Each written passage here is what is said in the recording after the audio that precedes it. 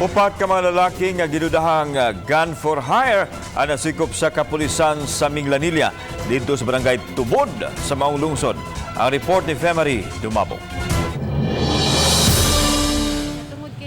Nangapriso na o gikatakdang pasakaan og mga kaso karong adlaw ang upat ka mga gidudahang gun for hire.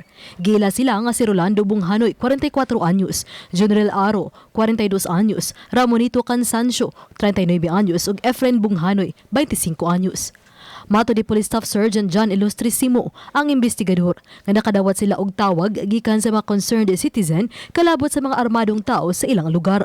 Among gi-verify karon og apil ba ni sila sa kanang mga gun for hire kay kanang lugar diha god mountain area na siya nga which is daghan og mga ma'am gun for hire nga na giklaro na mo kung unsa gid ni sila kaning upat ka mga tawo nga naamong na Nadakpan. Nakuha gikan sa mga dinakpan ang usa ka Ingram machine gun o 45 kalibre nga armas nga puro suway mga lisensya. Nasakbit usab ang mga bala.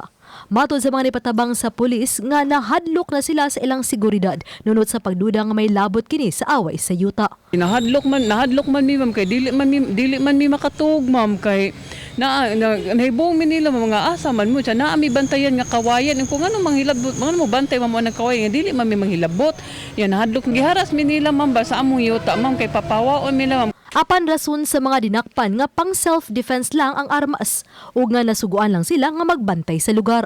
Among bantayan dito kanaam kunoy kuan ma'am naam kunoy kanang kuan dito ba naay pabantayan nila dito kuan kini bitaw mga kahok kuyan wala mi nga ana taon ma'am wala taon mi nga ana ma'am di mi nga ana Gipabantay ra mi dito. Ora ko. Mao gyud pa siyang gingon nga self-defense ba kuan diha ba layo ra kami sa area.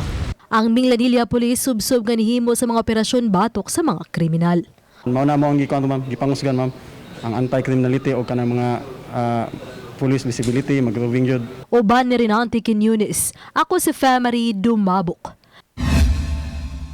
Balitang Bisdak.